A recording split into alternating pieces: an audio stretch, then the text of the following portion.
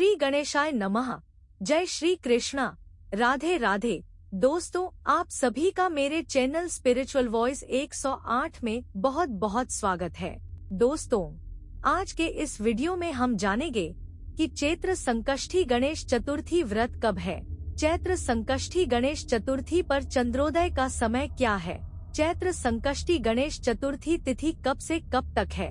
चैत्र संकष्टी गणेश चतुर्थी का क्या महात्म्य है। व्रत की पौराणिक कथा क्या है। दोस्तों, वीडियो में आगे बढ़ने से पहले आपसे निवेदन है, वीडियो को लाइक कर दीजिएगा और अभी तक सब्सक्राइब नहीं किया है तो अभी कर लीजिएगा। चैत्र संकष्टी गणेश चतुर्थी इस साल 28 मार्च 2024 गुरुवार को है। चैत्र संकष्टी गणेश चतुर्थी चंद्रोदय का समय 28 मार्च 2024 गुरुवार को रात्रि के 9:32 पर है।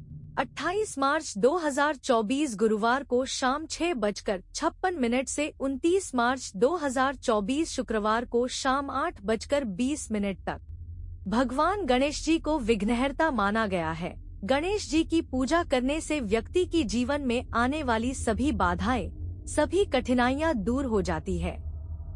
चैत्र मास की कृष्ण पक्ष की चतुर्थी तिथि को भालचंद्र संकष्टी चतुर्थी भी कहते हैं। संकष्टी चतुर्थी के दिन भगवान गणेश की विधि विधान से पूजा करने से व्यक्ति को धन, यश, वैभव प्राप्त होता है। इसके साथ ही व्यक्ति के सभी प्रकार के विघ्न बाधाएं खत्म होती हैं और घर में सुख समृद्धि आती है। प्राचीन समय की बात है, एक बार जब कैलाश पर माता पार्वती और भगवान गणेश विराजमान थे, तब 12 माह की गणेश चतुर्थी का प्रसंग चल रहा था। तब माता पार्वती ने कौतूहलवश भगवान गणेश से पूछा, हे पुत्र, चैत्र माह की कृष्ण पक्ष की चतुर्थी को तुम्हारे किस स्वरूप की पूजा की जाती है और उसका विधान क्या है, वो मुझसे कहो। माता पार्वती की जिज्ञासा को शांत करते हुए भगवान गणेश ने कहा, हे माता, चैत्र माह की कृष्ण पक्ष को आने वाली चतुर्थी को मेरे भालचंद्र स्वरूप की पूजा करनी चाहिए। इस दिन पूरे दिन व्रत रखकर रात्रि में षोडशोपचार से मेरा पूजन करना चाहिए। यह व्रत पूर्ण रूप से सभी संकटों का नाश करता है। इस व्रत के स्मरण मात्र से मनुष्य को सभी सिद्धियों की प्राप्ति सहज रूप से हो जाती है। एक समय की बात है, एक गांव में एक गरीब माँ अपने 7 साल के बेटे के साथ रहती थी। बेटा गांव के ही लोगों के मवेशियों को जंगल में चराने ले जाता था। उससे जो कुछ भी मिल जाता उसी से घर का खर्च चलाते थे। माँ गणेश जी की भक्त थी। जब बेटा गांव वालों के मवेशियों को जंगल में चराने ले जाता, तब बाद में वह घर के दरवाजे अंदर से बंद करके गणेश जी की पूजा करती थी, ताकि कुत्ता बिल्ली घर में न आने पाए। वह रोज गणपति की पूजा पूरी श्रद्धा के साथ करती और घी और गुड़ का होम लगाती थी। होम की खुशबू चारों तरफ फैल जाती थी। गांव वालों को लगता था कि ये बूढ़ी माँ अपने बेटे को तो रूखी सूखी रोटी देकर जंगल भेज देती है और बाद में खुद माल बनाकर खाती है। देखो, इसके घर से कितनी अच्छी खुशबू आ रही है। गांव वालों ने बेटे से कहा कि जब तुम जंगल चले जाते हो तब तुम्हारी माँ अच्छी अच्छी चीजें बना के खाती है, जिसकी खुशबू चारों तरफ फैल जाती है। बेटे ने ये मानने से इनकार कर दिया कि उसकी माँ ऐसा कर सकती है। बेटे ने कहा, मुझे मेरी माँ पर पूरा भरोसा है, वह मुझसे अलग कुछ खा ही नहीं सकती। जरा सी भी कोई चीज होती है तो माँ मेरे लिए बचा कर रखती है, और आप कह रहे हो कि वह मियाँ जाने के बाद वह अच्छा बनाकर खाती है, ये हो ही नहीं सकता। गांव वालों ने कहा, तुम खुद अपनी आँखों से देख लोगे तब तो मानोगे। गांव वालों ने बेटे से कहा, आज तुम घर से जंगल के लिए निकल जाना, परंतु जंगल मत जाना, तुम घर के पड़ोस में छुप जाना, तुम्हें खुद पता चल जाएगा। बेटे ने ऐसा ही किया। मवेशियों को जंगल में ले जाने का बहाना कर वह घर के पड़ोस में छुप गया। माँ ने घर के काम खत्म किए, फिर घर के दरवाजे को अंदर से बंद कर पूजा करने बैठ गई।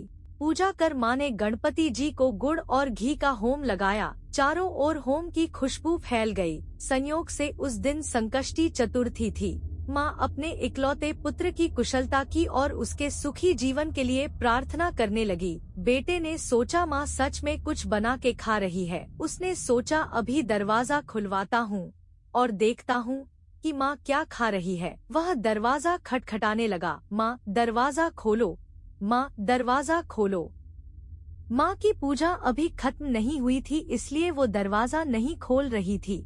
इधर बेटे को लग रहा था कि माँ न जाने क्या खा रही है, इसलिए दरवाजा नहीं खोल रही है। उसने जोर जोर से आवाज लगाना शुरू कर दिया, माँ दरवाजा खोलो, दरवाजा खोलो। आखिर माँ को पूजा के बीच में से उठकर दरवाजा खोलना पड़ा। जैसे ही दरवाजा खुला, बेटा दौड़कर घर के अंदर जाकर देखने लगा कि माँ क्या खा रही थी, लेकिन अंदर कुछ भी नहीं था। भगवान की पूजा का होम लगा हुआ था, उसी की खुशबू बाहर तक आ रही थी।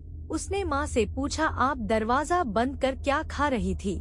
माँ ने कहा, बेटा आज संकष्टी चतुर्थी है, मैं गणपति जी की पूजा आराधना कर रही थी, मैं कुछ भी खा नहीं रही थी, आज तो मेरा व्रत है।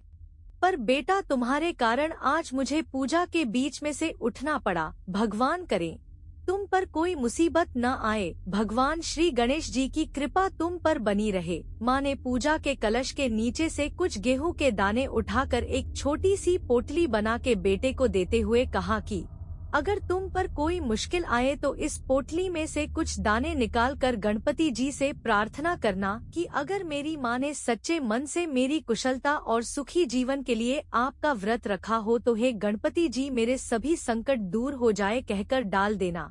गणपति जी तेरे कष्ट जरूर दूर करेंगे। उसी गांव में एक कुम्हार रहता था, मिट्टी के बर्तन बनाता था। पिछले कुछ समय से उसके आवे में बर्तन नहीं पकते थे, सब कच्चे रह जाते थे। कुम्हार बहुत परेशान था।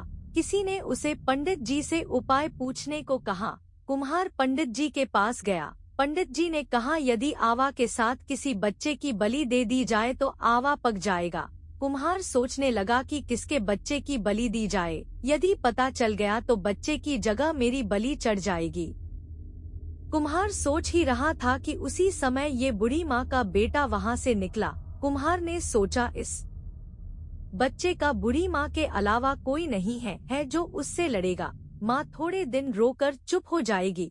कुम्हार ने बच्चे को पकड़ करके बर्तनों के साथ आवे में डाल दिया और आग लगा दी। धीरे धीरे आवा की आग तेज होने लगी। बच्चा रोने चिल्लाने लगा, पर वहाँ उसकी सुनने वाला कोई नहीं था। उसे माँ की बात याद आई कि यदि कोई परेशानी आए तो पोटली में से कुछ दाने डाल देना और गणपति जी से प्रार्थना करना।